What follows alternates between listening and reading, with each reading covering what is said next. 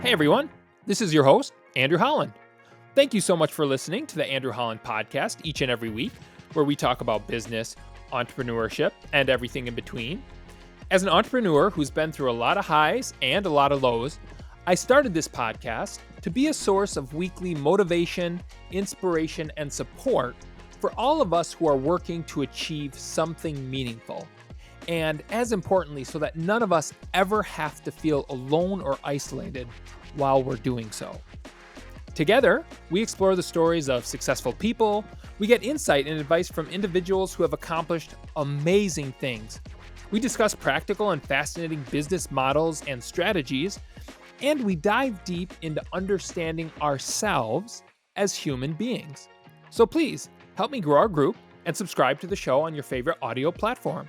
Subscribe to, watch, and thumbs up our episodes on our YouTube channel, the Andrew Holland Podcast. Follow and interact with me on Twitter and Threads. My handle is A Holland Podcast. That's A Holland Podcast. That's probably my favorite part of the whole podcast is the interaction I get with our guests and with you as our listeners. Lastly, if you enjoy the show and you want to support what we're working to accomplish, please share our show with your friends, with your family, and your colleagues at work. This show is nothing without you and your support, and I'm so incredibly thankful for each and every one of you listening, watching, and sharing the podcast every single week. Now it's time to get our motivation, inspiration, and support for this week and jump into today's episode. In today's episode is part one of my conversation with Paul Thoma, a Navy SEAL of Navy SEAL Team 7 and the CEO of SEAL Future Foundation. He joins me in studio, and we had such a robust, fun, and dynamic conversation that we were in the studio for almost 3 hours, and so we've divided our conversation into two separate parts. In today, part one, Paul and I talk about how he decided to join the Navy SEALs, some of the missions that he went on, and then we briefly talk about the transition and the struggle of that transition that not only Navy SEALs, but a lot of veterans have going from active duty into the civilian world. And while we specifically focus a lot on that transition, so many of the concepts and the topics that we talk about are incredibly applicable to all of the transitions that we all go through in life. We get into more detail into next week's episode, part 2. So stay tuned for that because we talk about how he ultimately transitioned from being a Navy SEAL career active duty, and although he's still very much involved, to becoming the CEO of the SEAL Future Foundation, all the way to his exciting Hollywood lifestyle and his acting career. That'll be next week, part 2's episode. Today we get the background, we get the missions he went on Navy SEAL, and we talk about the transition briefly and some of the challenges there. Paul's just a really dynamic, outgoing individual, and he's an excellent storyteller. He really prides himself in this craft, and I really had a fun conversation with him, and I think you'll enjoy it as much as I did. While Andrew Holland is a CPA, a real estate broker, and involved in multiple businesses, including some investment companies, the Andrew Holland podcast is for informational purposes only. All of Andrew's views and those of his guests are solely their opinions and do not reflect the opinions of any of the businesses or companies Andrew or his guests are affiliated with. You should not treat any advice, conversation, business recommendation, investment recommendation, or anything of the like as a specific inducement to make a specific business decision, take a specific action, make a particular investment, or follow a specific business or investment strategy. Thank you so much for listening and enjoy the show. Paul, welcome to the Andrew Holland Podcast, and thank you so much for joining us. Yeah, absolutely. Thank you for having me here. So you've got an incredible story. You're the CEO of SEAL Future Foundation, which I want to talk a lot about. Mm-hmm. You've obviously been in Navy SEAL Team 7. Mm-hmm. You've been on a lot of missions, war in Iraq, war in Africa. So much for us to talk about. And you have a lot to contribute about leadership and also for transitioning, going through really challenging things in life. But take us back. Mm-hmm. Where did you grow up? What's your life story? How did you decide to go into the Navy SEALs? Obviously, that's an elite brotherhood. Mm-hmm. If you've read Can't Hurt Me by David Goggins or Extreme Leadership, those are both written by Navy SEALs. Mm-hmm. It's almost for me as a civilian, when I read through what you guys go through, I just think you're crazy, basically. I think no human, I don't know how you tolerate that. So I want to talk about that. But take us back. Where were you born and raised? What did your parents do? How did you decide to go into Navy SEALs? Yeah, and I think what comes to mind is actually Adam Brown's book, Fearless. I don't know if you've had a chance Heard to of it, but I haven't read it. Yeah. So that one speaks to kind of a blend of where I come from. I grew up in Florida and came from an environment where it was pretty challenging at home and, the groups that I was a part of. So I found myself always obviously outdoors adventurous type things, but it was more so on the street type kind of feel where the friend groups that I ran in, we kind of got into everything. And the good, the bad, the ugly. Really. Yeah. And so that was an environment that was very exciting, but it wasn't predictable in any way. I didn't have much as my family tried to provide that at home. My mother particularly, like, it was very challenging environment to grow up in, but I also that's the credit that I kind of lean on when environment gets challenging, and I have a lot of resilience because of it. So it made you who you are. Right. Exactly. So I appreciate it so much. And growing up, the thing that really was my foundation, my kind of what I leaned on was sports. I grew up playing football. My dad got me into it early. He actually was my coach for a bit of it. And I think probably about 11 years I played football. And what position? All across the field. I mean, when I was very young, I was always like the bigger kid. So like I had to like be one of the linemen. So I learned like the foundations of football from like the line. And then when I got into high school, like obviously I had the weight and speed to be a linebacker. So I went into that. I was gonna say, you're built like a linebacker for sure. Yeah, I was like, by the time I got to college, I was like 255 and my neck was like massive. All muscle. Well, yeah, for the most part. Yeah. In college, you're also eating everything. Right. Yeah. And, that was a lot of fun. Just growing up doing that. I played on the defense and I played offense as well. So I played fullback in college, actually. It was where'd you go to college? West Virginia State University. Okay. And so the interesting part about that, and this is kind of my story to it, is I played in the All-American game in Florida. Like I was a pretty good athlete growing up in Florida. And we didn't have a lot of robust recruiting out of the school that I was in. I was in Port St. Lucie High School. And so it was always challenging. It was like, hey, call this guy. You could probably get into that school. That's how I got to college. And I was like, okay. And, did the whole, let's figure out loans and just get there by any means necessary. And got there, and it was like the first day of practice, like met the coaches and stuff, had a little bit of dialogue with them. And then they're like, all right, show up, be here at this time. What year is this, plus or minus? 2007, 2008. Okay. Time frame. And so first day of practice, I show up and they're like, okay, well, go grab a jersey for practice. And I'm like, all right, cool. And I was like, hey, I need a black jersey because black was defense. I'm linebacker. I play that. And they're like, no, you're getting a white jersey. I'm like, well, what am I playing? They're like, no, you're going to be a fullback. Boy. And that was my like introduction to like, oh, this is what I'm going to do while I'm here. And I was like, all right, well, if I'm going to do this, I'm going to own it and be good at it. And we had a lot of guys out for fullback. Did that bother you that they switch you from linebacker to fullback? A little bit. I mean, I had my passion. My passion was the linebacker because I just love defense and I loved hitting. I was going to say, I could. That would probably be one of the most satisfying positions in football. It is. Yeah, I love hitting. I don't love being hit, which is like the fullback side of it. And that speaks to like what happened in college was we had great linebackers. I think that was obviously the reasoning for it. And then going against these other All-American linebackers in practice and stuff. So I remember specifically 2 practices.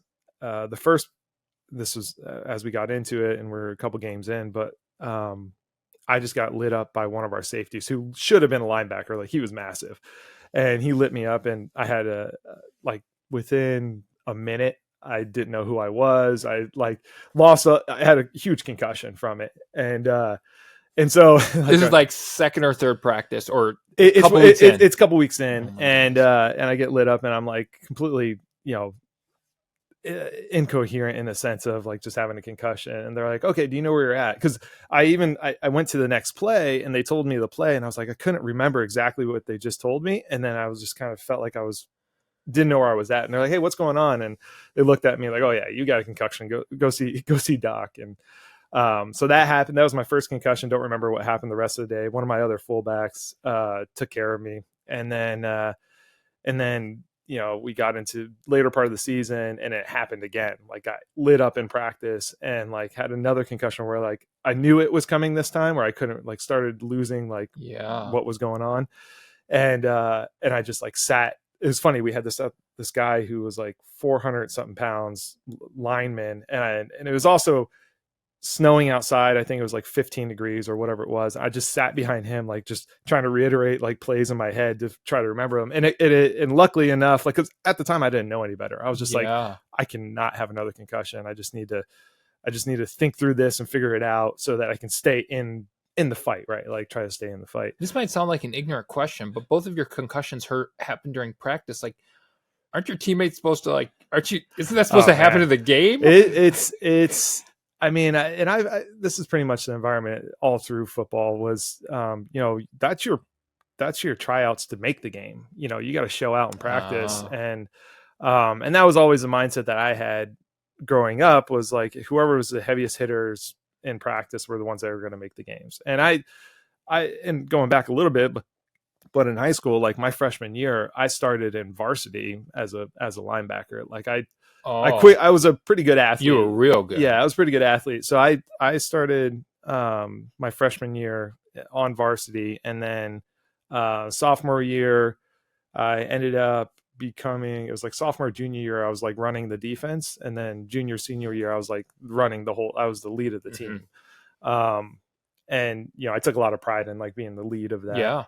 So, in college is a whole different story. It was, I very much came in as like the underdog just because of the recruiting aspect of everything. I really had to like be what we would call in the SEAL teams, like a new guy, and like show up and like earn my way. Yeah. It doesn't matter what I did in high school, which is what you want, right? You want to be able to like level set and be like, okay, we're going to start fresh and you got to earn your way through here. And that's pretty typical when you make the transition. Yeah. From football, or even basketball, anything, I would imagine. Yeah. You from high school to college. Exactly. Yeah. You expect that. And I was blessed with it. Like that way, where I wasn't coming in and there was an expectancy of like, okay, you need to be in here and be the all-star right away. And that never happened in college, right? Like I only played a year of college ball, and because I was on student loans, like figuring it out and just the whole aspect that goes into it. The end of that season, I think we were training, we're going through like camp or whatever for the next season. And the coach, I went to the coach's office and I was like, hey, I had played a few games, started a few games as fullback, kind of earned my way through that. Like our lead fullback like dropped out, who was getting the scholarship for it because he had too many concussions, and he ended up going away.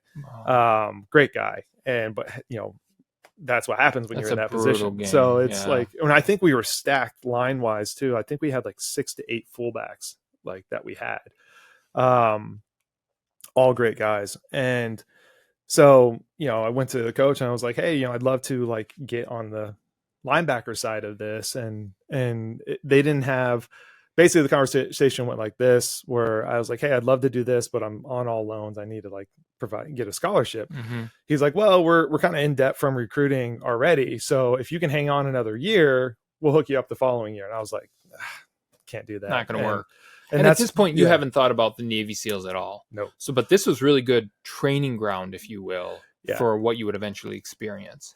Yeah, this was unknowing. Like everything. It's funny when you look back, everything plays into itself, right? Yeah. So like the environment I grew up in, in South Florida, like that played into my resiliency through sports, into the military and beyond. So, and that's when I had to decide to give up like my quote unquote first dream, right? Like since I was little, I was wanting to play football, and had to give that up and had to transition into, essentially, I didn't know what it was going to be. I had kind of the feeling that I was not going to stay in college.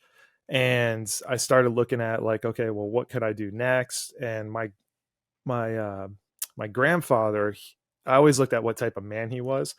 He was very much a stoic, always there to help, always working with his hands, always in the garage tinkering, always listening to Frank Sinatra. Like I really idolized like kind of the aspect that he kind of went around and, you know, helped others with. He was your role. Would it be fair to say he was your role model? Essentially, one of the role models, right? Like I had a lot of role models growing up. I kind of pieced together different aspects from different people, made my own role model. I like that. Just because I never had a like strong father figure kind of thing. So, and I just kind of made my own out of, you know, eclectic kind of group aspect. And then, but my grandfather, when I looked at, you know, I was like, well, what, I knew he was in the military. Well, come to find out, he was a UDT, which is the underwater demolition teams, which is the grandfathers of Navy SEALs. So before 1962, this was what Navy SEALs came from, was the underwater demolition team, those units. So that was the equivalent of Navy SEALs. It just wasn't called Navy SEAls at that time? That's where Navy SEAls came from. Okay. So UDT transitioned into Navy SEAL. Okay. Around that 1962 mark. And so I started looking at, I was like, well, that's the first time I started looking at like, what is that right now? Knowing that it's Navy SEALs now. And I remember growing up, because we lived in South Florida, we're in Fort Pierce, Florida, which was a city like next to the one that I went to high school, essentially where I grew up as well. I always fished there and always was in Fort Pierce. That's where the National UDT SEAL Museum's at. And that's where the first training grounds of the UDT teams were in Fort Pierce, Florida. That's where my grandfather was trained. And he helped build that museum, which is now a massive museum. And it's really cool. Like if you ever get a chance to go to Where South is it in Florida? Fort Pierce, Florida. Fort Pierce, Florida. Okay. Yeah, right on the water. Have to add that to my list. It's really great. And it used to be just this small little museum. He helped build the display cases in there. He helped, like, it's pretty interesting. Like I go back there and they have bricks along the sidewalks that you walk, and they have displays out there.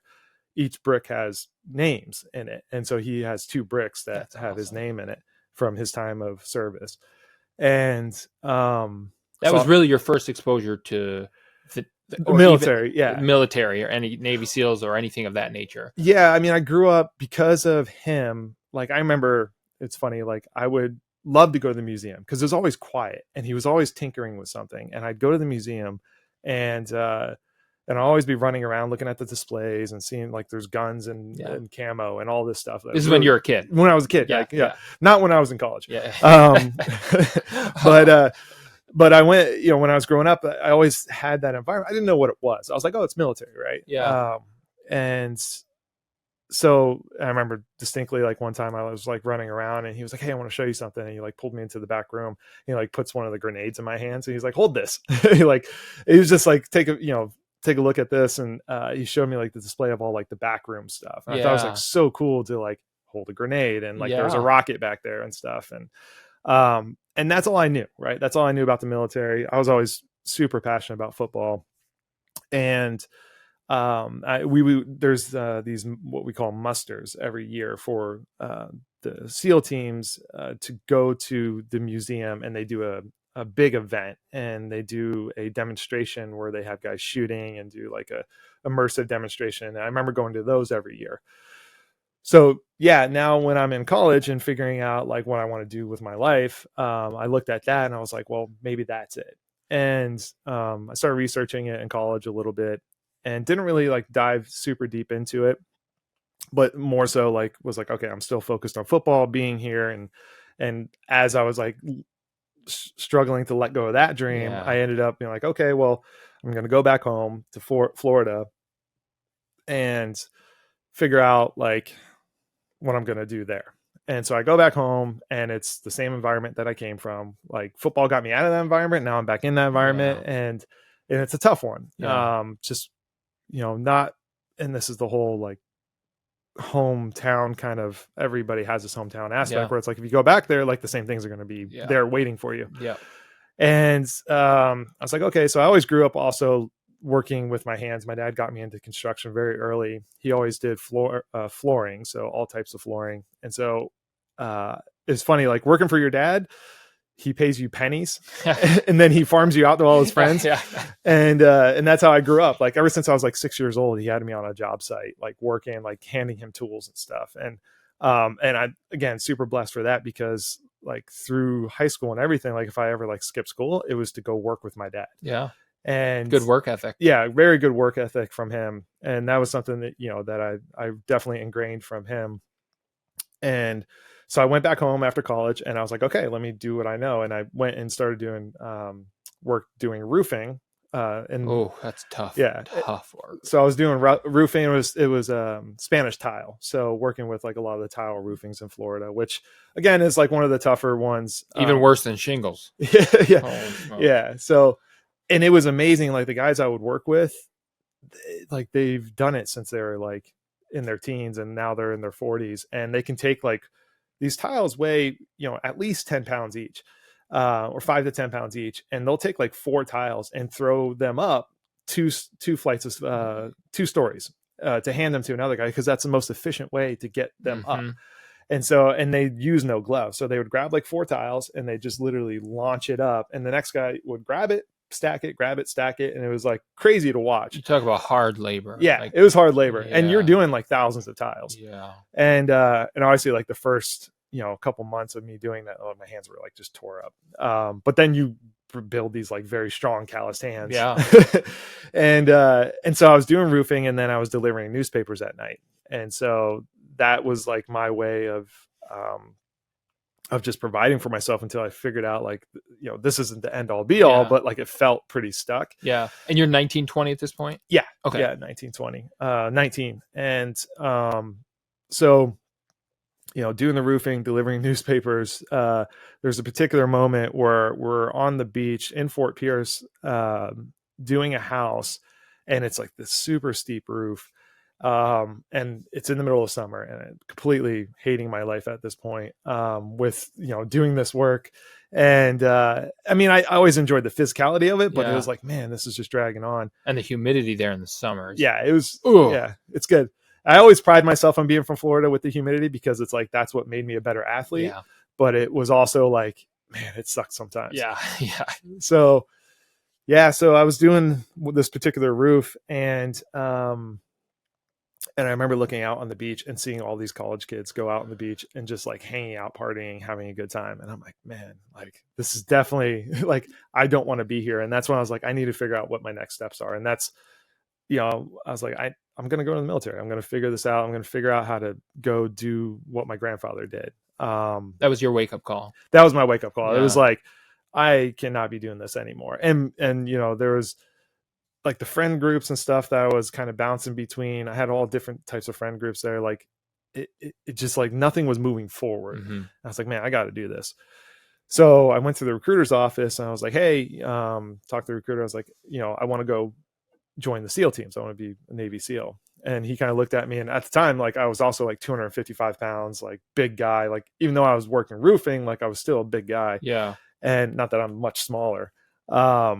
But he kind of looked at me and he was like, you're too big to be a Navy SEAL. Like these guys are shorter, like, you know, his idea of what a Navy SEAL was. Yeah. And that was my like, well, F you, this is what I'm doing. Like the moment someone tells me I can't do something, I'm like, all right, there's my answer. Like I'm doing it. Yep. And that's kind of how I went about it. I was just like, nope, this is what I'm doing. Cause always the recruiters would be like, well, what if you don't make it? Like, that's the first person to tell you like, well, what if you don't make it? What do you want to do? It's like, well, that's not really an option for me. Like, I'm going to do this, but yeah, I know. But like, what if you don't make it, you know, in that whole conversation. And then that's where like, you know, that was the first time, not the first time, because I kind of grew up with that aspect of always being an underdog, but that was like, especially going out to be a Navy SEAL where everyone's being like, well, you're not going to make it. Like what, you know, they just assume that. They just assume it because it's a high attrition rate. Yeah. I was going to say for good reason. Yeah. But yeah. So for good reason, but yeah, that's what got me, you know, to the point where I want to join the SEAL teams.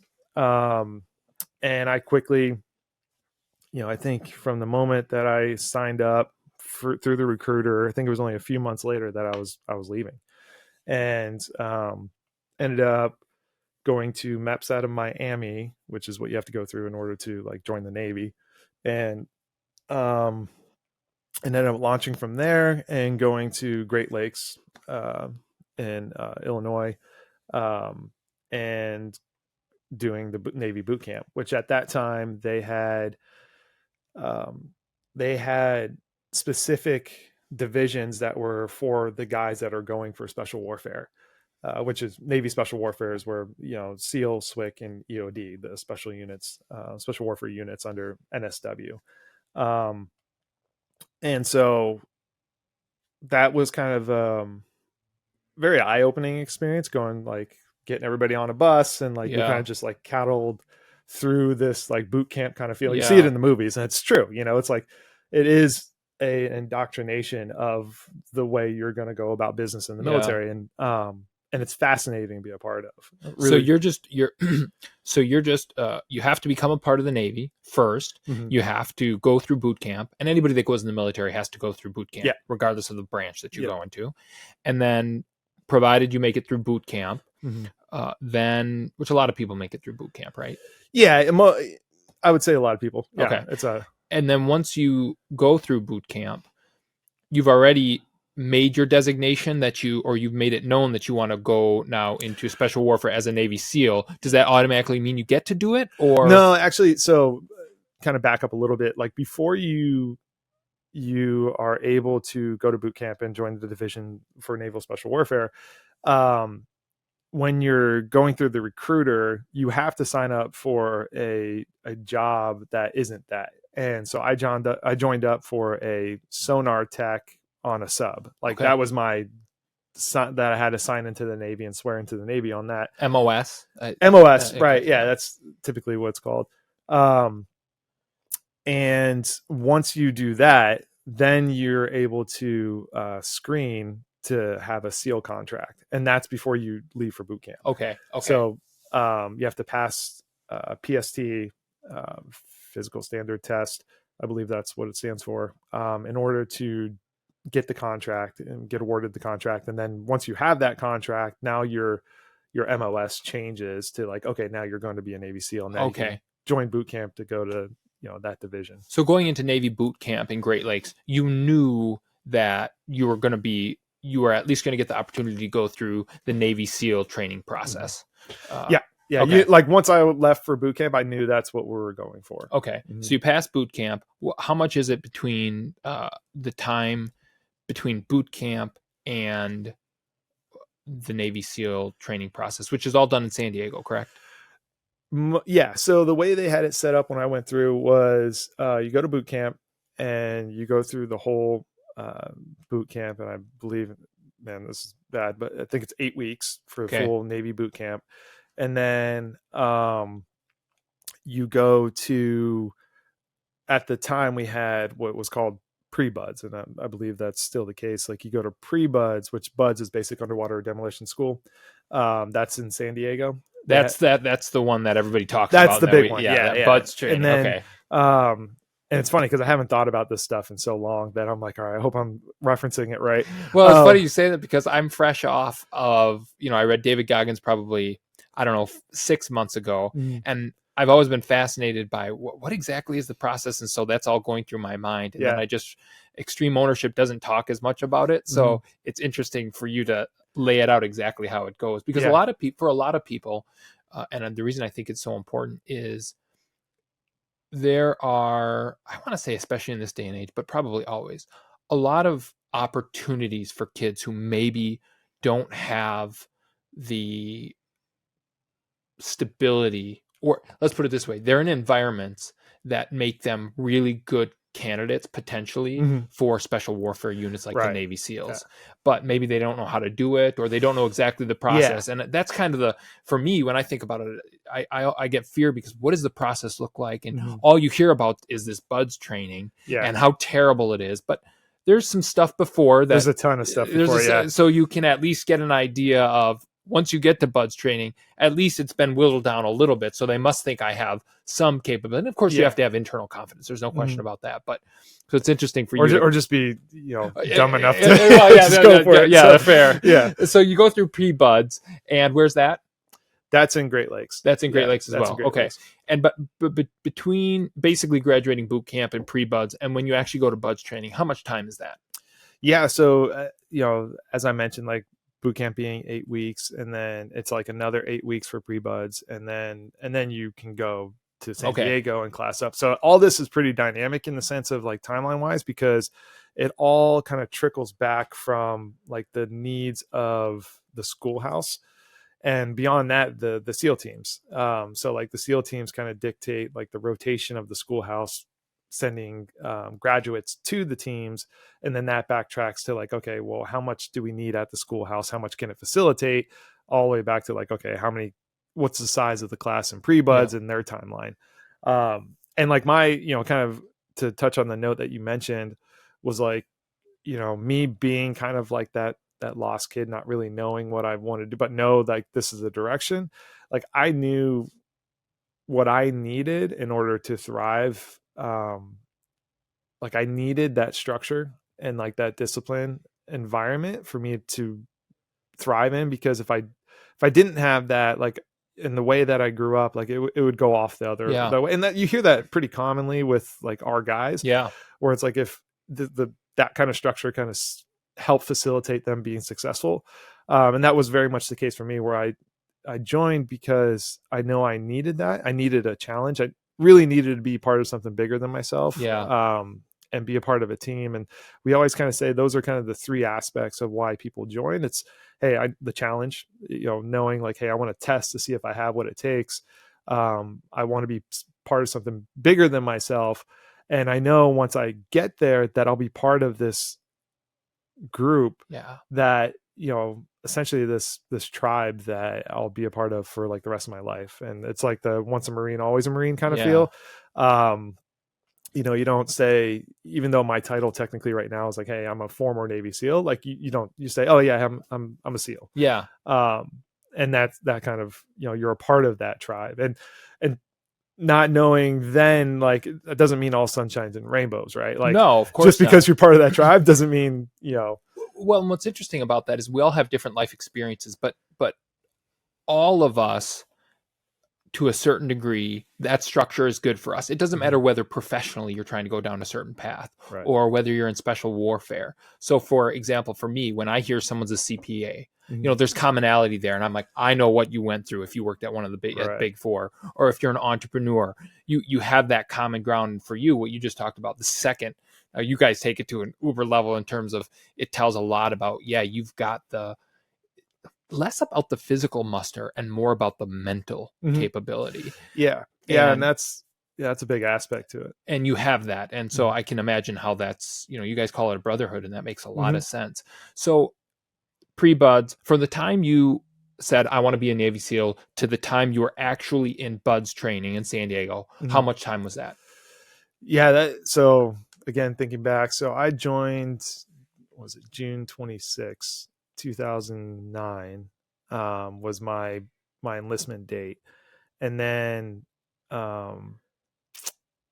from then, I think I got to, not knowing the dates, but I think it was just like, at least a minimum. And here's the unique part, like went through boot camp, went through pre-buds, but because our class was so massive at pre-buds, they had to cut the class. And so like they did another test out, and I wasn't the fastest. I wasn't I didn't do the most pull-ups so like I was in the back half. So I had to do pre-buds twice.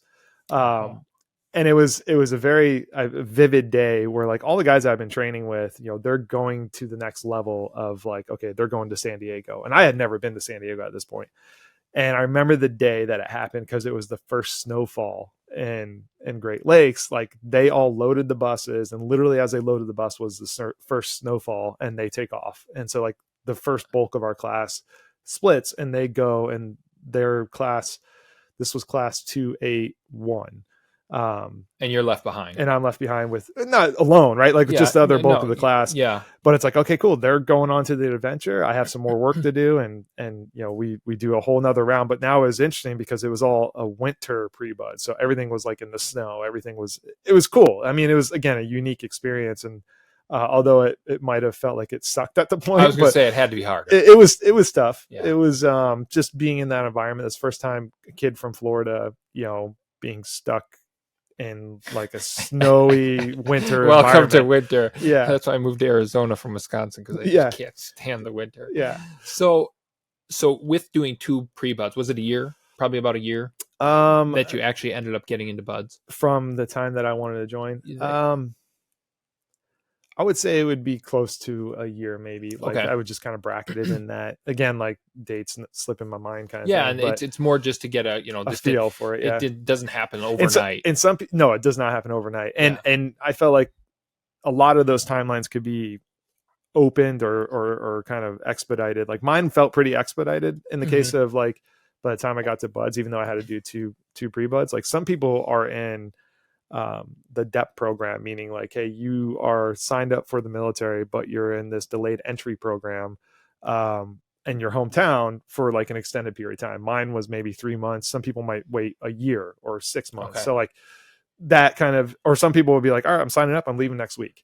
It depends on what they're able to do. It can be different for everybody. It can be different, but yeah, roughly, I would say within a year you can get out. So everybody knows when they think of Navy SEALs, they think of the buds training. Right.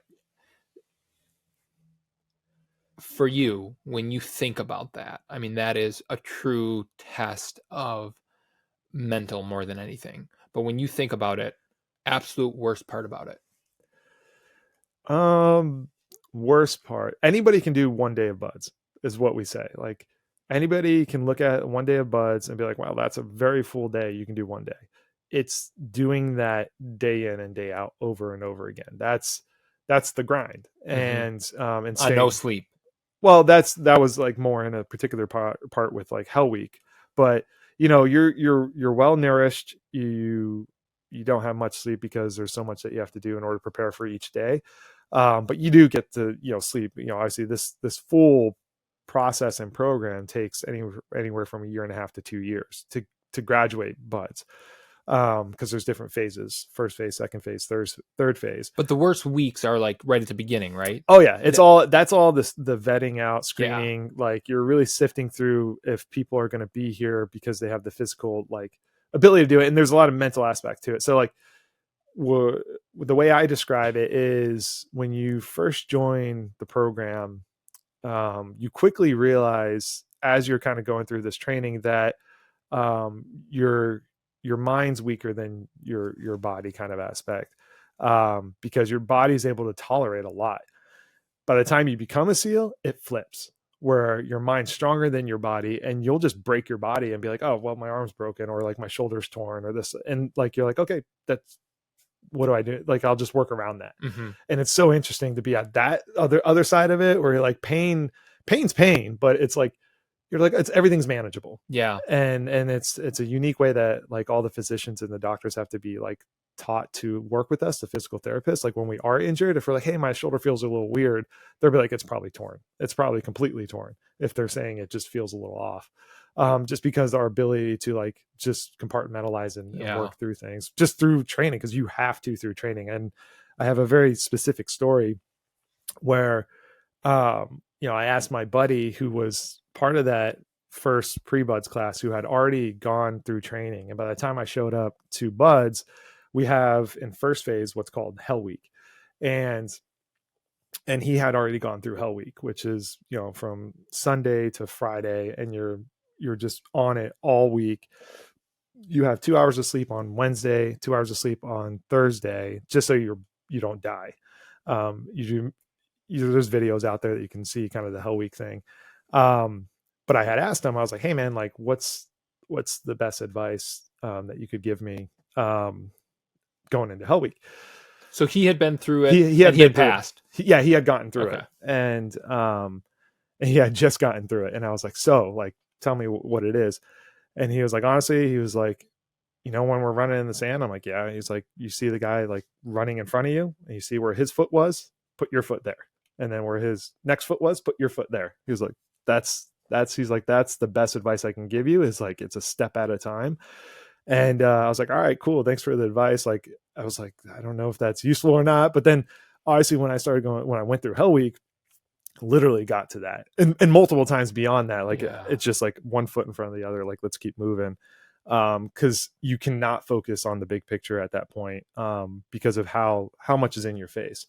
And I always correlate that story to, like, you know, what we're eventually going to talk about with the SEAL Future Foundation. Like, that's what the SEAL Future Foundation is for our guys. It's that guy in front of you who has stepped on everything, and you're just following those footsteps.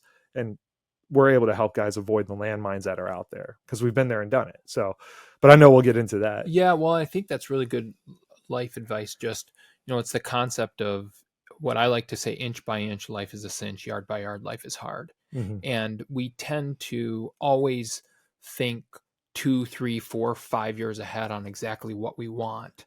Mm-hmm. If you're really trying to accomplish something big, whether it's an entrepreneur wanting to grow a business or a Navy SEAL or Olympian athlete, whatever it is. Mm-hmm.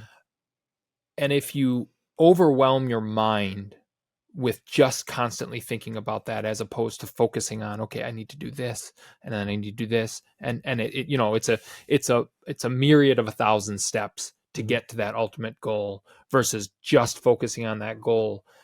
I'd be curious to, based what you've just said, that's really how you mentally got through it, is just focusing on the next minute, the next 10 minutes, the next hour. And it's funny when you talk about, it actually seems like great advice. I mean, I know nothing obviously compared to what you guys went through, but when I think about the boats you have to carry and the sand and all this stuff, if you can just focus on a footprint in front of you. Now, if you're the leader, that kind of sucks because it's a different dynamic. Yeah. You don't have that footprint, but yeah. What was for you, I guess, kind of going back, the worst part? It was the mental challenge, but physically, you know, it's, and I'm not going to say there's nothing that like was like pivotal in like the physical challenge. I think it was like, it's a program that's really well built to progress you no matter where you're at. And so what I mean by that is, like, there's guys that come to the SEAL program that have never seen the ocean, and guys that come to the SEAL program who, like, I've swam like 5 times in my life, and they figure it out. And the program helps facilitate, like, yeah, you are behind the curve, but you can figure it out as you progress. So I would say, you know, the tough part for me, and again, like trying to reflect back on like where there's some really moments that kind of stick in my mind. There's one particular moment in Hell Week that's called Steel Pier. And it's basically, I don't know what time of night, but it's at night, and they walk you over to this pier. It's all just black water, and it's really cold. And I think the water at this time, I think went through Hell Week at the middle to tail end of winter, and the water is like 50 something degrees. And so they're just like, all right, jump in the water. And you don't know how long you're going to be in there. And they're just like, jump in the water. And it's like this pitch black water. And I remember specifically just the name Steel Pier, like, is cold. Right. Yeah. And that always stuck with me, where I was like, man, when I think back, I'm like, I do not want to do a Steel Pier again. Now I embrace those things a lot more than I used to. And are you in full gear? No, you're in essentially nothing. You're, I think this is where we're in just like cami pants and a t-shirt. Okay. And I think that's pretty much it. Or like, even, yeah, I'm not sure if it's like part of the pool evolutions, but yeah, you're not in like all your stuff. Okay. You're not like maybe wearing boots. I don't know. Again, this is kind of lost on me in so many ways, but yeah, there's different moments like that. Like, but finish that Steel Pier. I want to hear how that. Yeah. So Steel Pier, mind. Yeah, Steel Pier, like, that's one of those where there's not a footstep in front of you, but you just have to micro focus on things. Because there's a, you know, whether you want to admit it or not, there's a fear of like, well, what's in the water? You know, I'm jumping into this pier and there might be things like swimming around the water. I don't want to bump into something. And it's like, it's nice that like you're in there as a class, you know, you're jumping in. And you're freezing. You're freezing. But like the fact that you're not doing it alone, like, tenfold better, right? And like you can kind of look over your buddy suffering as you're suffering, and like that's that like misery loves company. And you're just like, okay, cool, like I know I'm not the only one like suffering. And then it gives you then just the mindset, and this is something that is portrayed in a lot of things that I talk about, is like, you know, knowing that you have your buddies back in situations like that, where I can look over at him and just smile, and it immediately makes him feel better. But it makes me feel better because I'm like, okay, like that gets us through the next 30 seconds. And you can just like, humor is such a gift to have through these challenging moments, because that's really what's gotten me through a lot of like really tough moments, not only physically, mentally, but like life threatening kind of moments where those are stories, some other stories. But so how long are you in the water for? I have no idea. Like, again, it's like the time it could be 30 minutes, it could be less, more, like you don't know, because I never was an instructor to know those things. Like after you become a SEAL and stuff, you go back and be an instructor. I could ask my buddies and be like, well, how long is really SEAL Pier? And they're like, it's 20 minutes, dude. It's not a long time, but it feels like forever. Well, 20 minutes in 50 degree weather, I'd be, that seems like eternity to me. And so you've obviously been through a lot since then, and that's likely why your memory, I'm sure, having actually been a Navy SEAL in operation, those things stick in your mind more than Bud's Week. Yeah. And there's the consensus as a whole is that SEAL training, though it's the most challenging thing you'll go through at that point in your life, it's just to prepare you for what the job is. Mm-hmm. And that's true. Like the coldest I've ever been wasn't in training. It was in the job. The most tired I've ever been, the most mentally exhausted I've ever been, like it wasn't in training, it was in the job.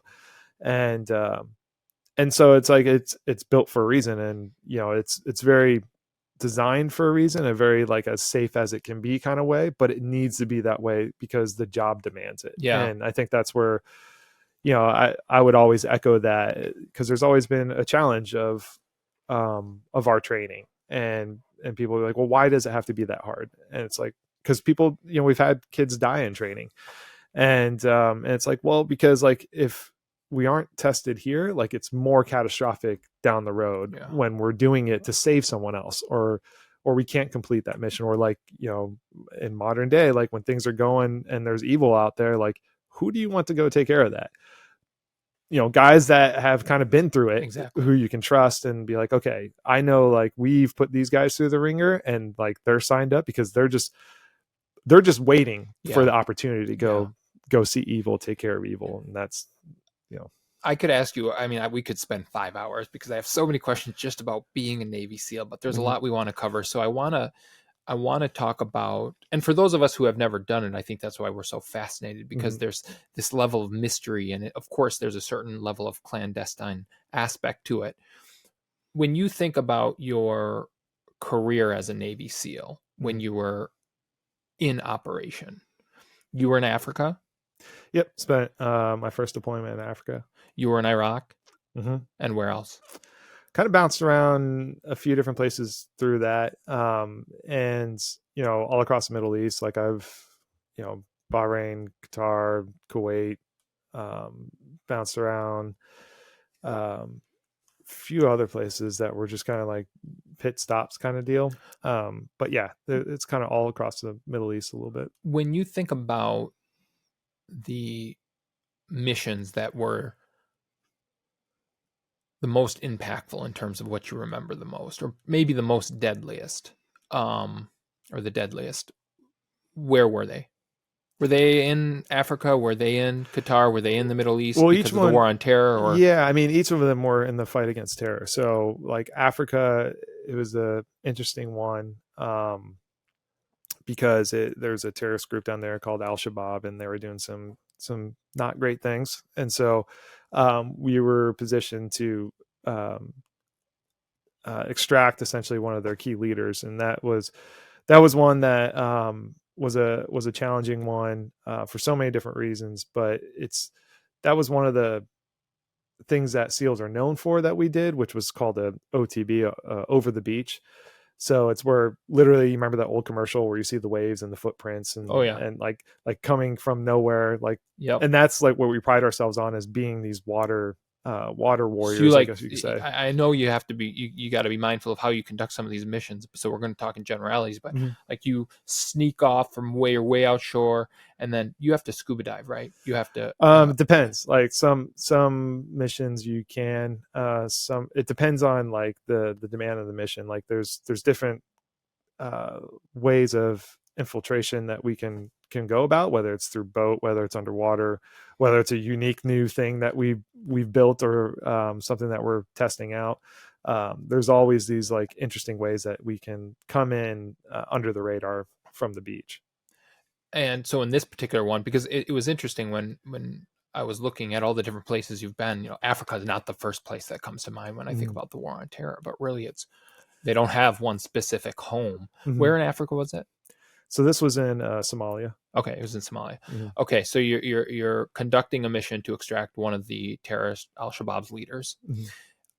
And you come in. Why does that one stick in your mind? Well, because it was my first one too. So okay. that's why it kind of stands out. Yeah. It's such a unique one that it was like the first one. It was my first exposure to, this is what it means to be a Navy SEAL. And I always joked, like, because there's such an array of things that like team guys, call each other team guys, like team guys do as a Navy SEAL, that my joke, even 5 years into being a SEAL, it was like, well, one day I'll figure out what Navy SEAls do, and it's like, it's funny because we do so much. And it's like, the saying, the jack of all trades, master of none, but better than a master of one, which is actually the tail end of that. Oh, really? That saying. I actually didn't know that, because I always use that to say focus, niches get riches. But it's funny. You can take it however you want to interpret it. Yeah. But a lot of people don't know the tail end of that. I didn't. Yeah. So, so that's kind of the uniqueness of what we do. We do specialize in different dynamics, and every team member has a specialization that they focus on.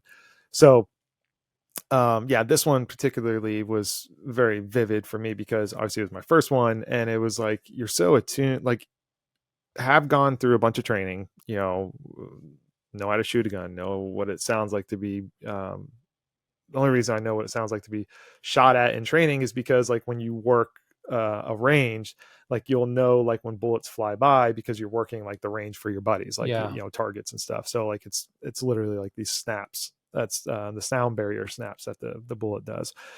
And it's just like this interesting pop. So it's like, it's interesting when you go from that environment of training, and then you go into like actual firefight, that it's, there's no like, here's the real thing. It's like, we're being shot at. Like, that literally sounds like the same thing. It's like, of course it is, because it's just a weird dynamic to kind of shift your mind of like going from your training environments to real world. And that was kind of, thing that stuck out to me during this op. And well, it's interesting you say that, because if you're if you're in training and that sound because you're just manning the rein for your buddies. Well, in the real world, those are meant to hit you. Yeah. Like that's the other thing. Those are I know that sound, but this is much more catastrophic than just knowing. But it doesn't click. It doesn't click. Really? It doesn't. It's you're so focused.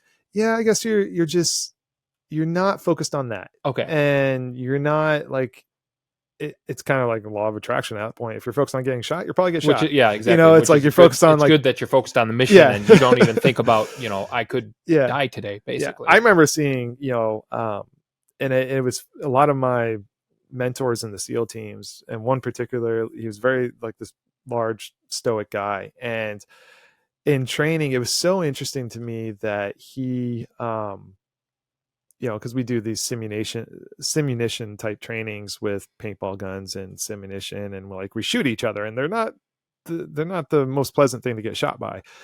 And so you kind of self-preserve, you have some self-preservation about yourself whenever you're obviously getting shot at.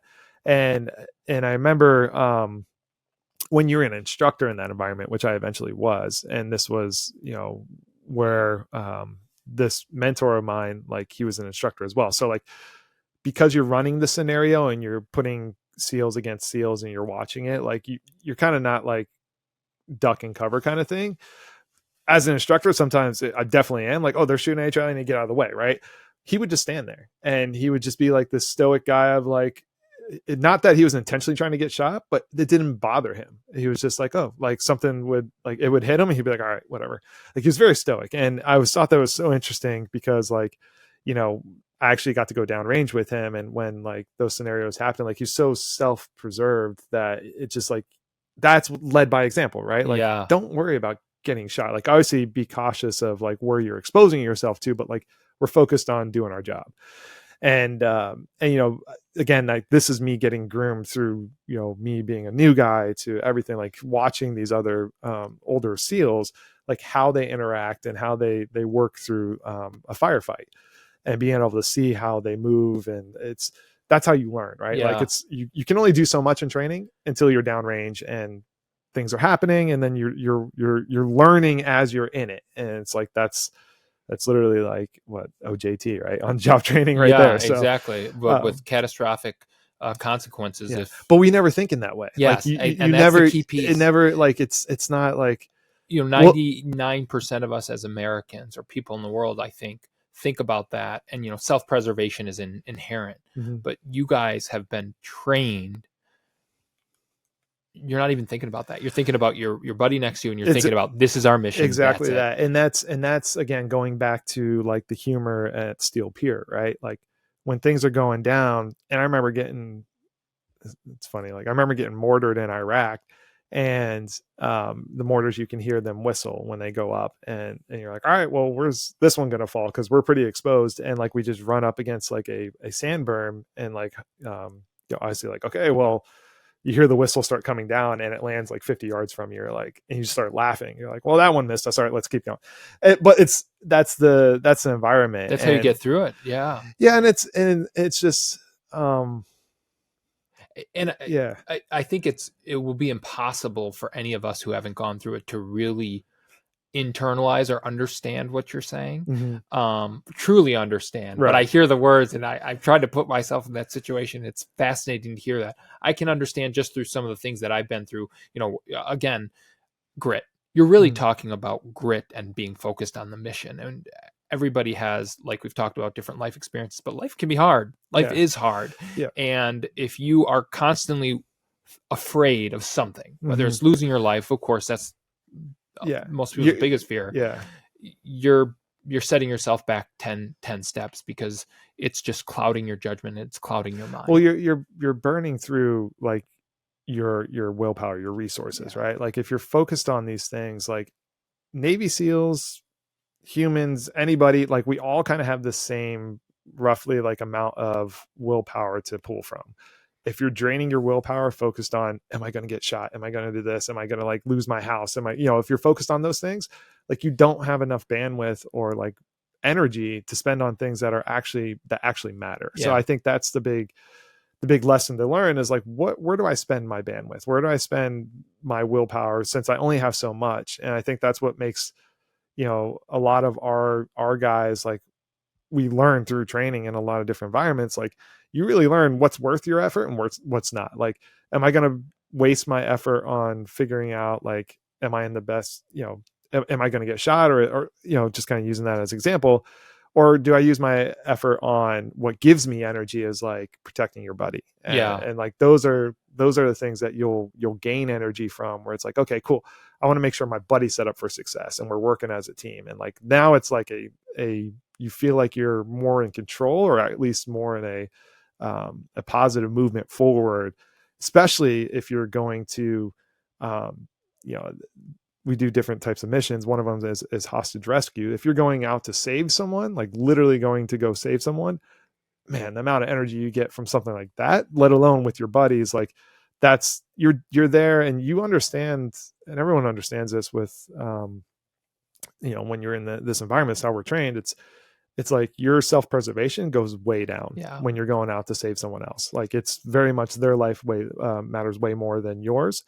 And so that's how our speed goes way up. So there's this dynamic between speed and security. So you can move really slow and have a lot of security, or you can move really fast and your security kind of goes down. And we use that as a unit of measure to be like, hey, speed over security and get into the house, because time's sensitive, right? Yeah. So there's times when you need to know, what do you need to be fast, or do you need to be more secure in the way that you move forward, more diligent? So that's really well put. I love that bandwidth concept that you just talked about. We all have an equal amount of bandwidth. If you're wasting, 15% of your bandwidth on something you can't change, you can't control, then you're just draining the bandwidth down. And that makes a lot of sense when you think about what you guys are trying to accomplish. Have you seen people killed in action? Well, yeah, I mean, it's... What I mean to say by that is you guys do a really good job of making sure that your brothers in arms don't get killed. And it happens, of course. Yeah. But the reason I ask that is when you think about Iraq, or when you think about any of the missions you've been on, this is going to sound like either an ignorant question or an odd question. Does it change you? And I'm asking this question because I want to talk about SEAL Future Foundation. And for those of us who haven't experienced something like that, I think it's really hard for us to understand what that transition from being in full operation as a Navy SEAL into the civilian world is like.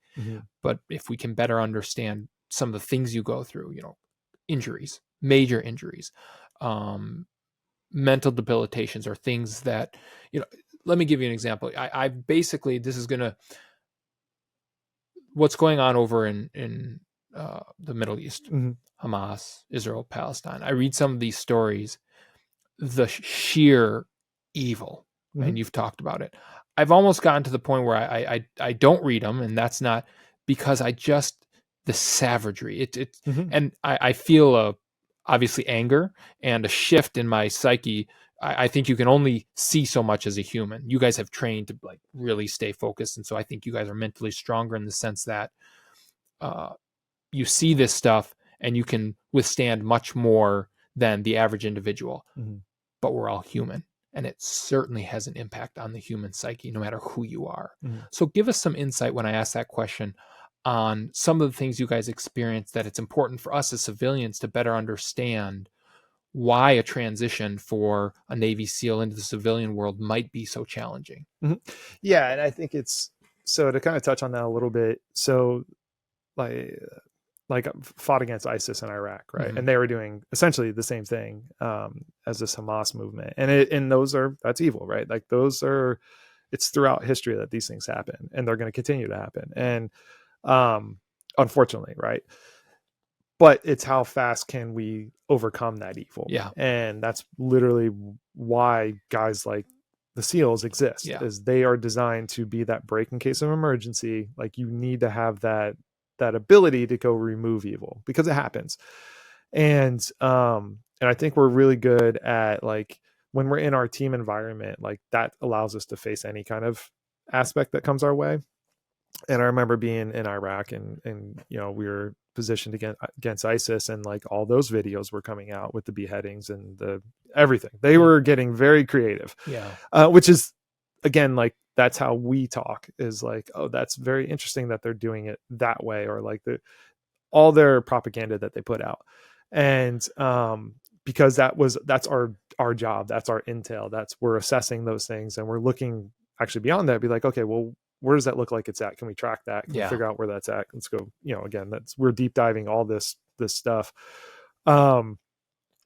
So, like, being in that environment where you are exposed to just what people can do to another human, and then, like, having that understanding, like, you are there in a position with an opportunity to go do something about it, which a lot of Americans and a lot of people in the world don't have an opportunity to go do something about it. And I think that's where it really hurts, being a person who like, it's tough now for even me to, like, it's kind of a balance, right? Like, I've been there and been able to, like, be part of the action.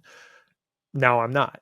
And, like, when I hear things happening, like, it's tough for me to hear when I'm like, oh, I can no longer go do something, but I can go support my buddies who are actually going to go do something.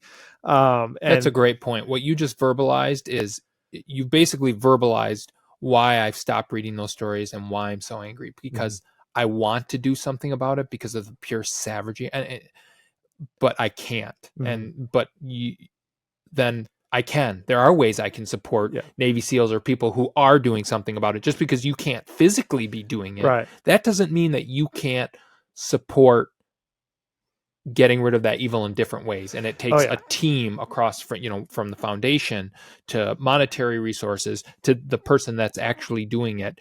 You can have the person actually doing it, but if you don't have the team getting you to that point, well, then they can't do their job. And so I'm glad you put it in that framework, because it helps me think through that as well. Yeah. Everyone's going to have energy that they want to put towards it, right? And energy, resources, and the best resource is, essentially time, right? Like, what can I do with my time and my days? And there's numerous foundations that are out there that support the SEAL community. We specifically focus on guys as they leave their service. And it's like, okay, I'm going to take care of the guys. A lot of them are my buddies that I served with, especially in this this generation range, where like they're now getting out, whether it's 10, 15, 20 years that they've been in. And I'm like, okay, cool. Now I can like really take care of these guys. And the cool part about all of this, and I'm a product of it, is like once you take care of these guys, they're going to turn around and do the same thing and help the next guy and help the next guy. And so knowing like, okay, I'm focused on taking care of guys when they get back from all of that work, because the team is there when they're there. They're like, we're designed, the SEAL teams are very well designed as far as like being able to like take care of the guys while they're doing the work. It's the moment you leave that environment that those resources aren't there anymore. Yeah. And that's where we pick up. And that's good that the SEAL team is focused while they're there. That's what their focus should be. Yeah. And that's where SEAL Future Foundation comes in. So you're the CEO of SEAL Future Foundation. I want to talk about that in terms of exactly what it does, what its mission is. But you got involved because when you retired as a Navy SEAL and you went to make that transition into the civilian world, you found it very challenging. Oh yeah, I found it extremely challenging. So help us, help me and my listeners understand what makes that transition so challenging. And we just talked a little bit about some of the stuff you see, and it's like this brotherhood. And is it this sense of, this has been my life's purpose for so long, and now I'm retiring, I say quote unquote, from active duty? Or is it because that world is so structured and you have mission and you're very focused, and once you're done with that mission, it's like the next mission, and you know exactly where you're going? Whereas once you make that transition, it's like, okay, here's the world. A lot of these people don't have a clue what I just went through, and they've been living in their worlds, and it's so different than the world that I come in, and now you got to figure it out. Give us some insight. What makes that so challenging, not only for a Navy SEAL, but this is a common theme for anybody that served in the military. And I that's how I would start, is like, it's not unique to us, just us. And it's definitely every veteran has this challenge. And I'll also kind of start with that we're in a unique position because a lot of people value Navy SEALs, that I take that as a responsibility with our organization, because we have a lot of value with Navy SEAL and the brand of Navy SEALs, that like we should be solving problems for other veterans, because we can get more resources because of the exposure that we have as the SEAL brand, as you would say. So what you mean by that is solving problems, not just for Navy SEAls, but all veterans, even though SEAL Future Foundation focuses on SEAls for SEAls, but you have the opportunity to use that brand to help all veterans. 100%. And that's what we focus on, is being able to like, hey, we are essentially a focus group on ourselves, and we're solving for mental, physical health. We're solving for career. We're solving for education. We're solving for like, what does it mean to like leave that environment and thrive beyond that with like your new community.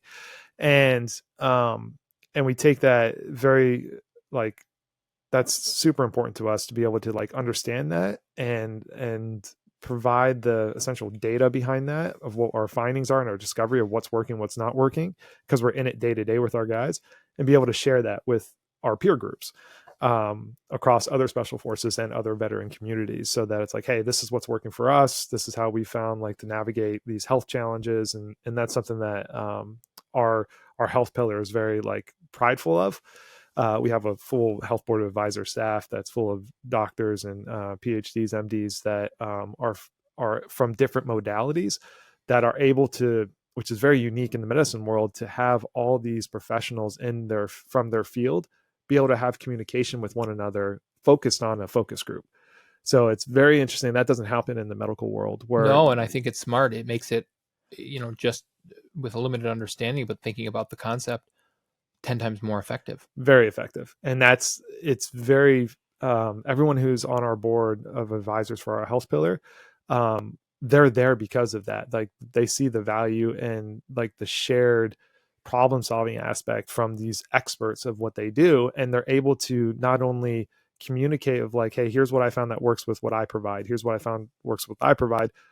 Actually, when you bring them together, it produces this now. And it's like, wow, we can come up with this like algorithm of how the treatment or the modality can support, whatever the guy's struggling with. So that's something that's very unique to us. We're going to break my conversation with Paul Thoma right there. That's part 1.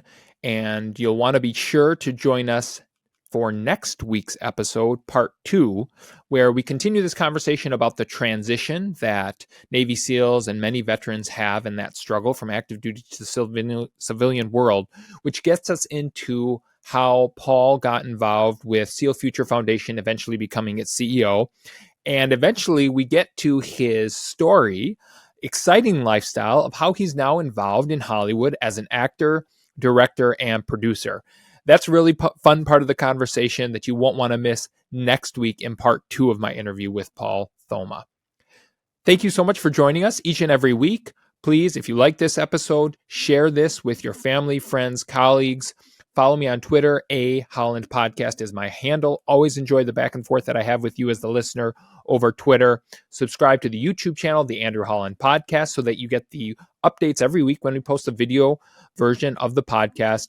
And of course, subscribe to the channel on your favorite audio outlets, whether it's Apple, Spotify, wherever you get your podcasts. Thank you so much for joining us this week. Have a great rest of your week. And we'll be back next Wednesday with part 2 of my interview with Paul Thoma. Have a great week. Thank you for listening to the Andrew Holland Podcast. Be sure to visit our website, theandrewhollandpodcast.com, for additional content on business, entrepreneurship, and everything in between.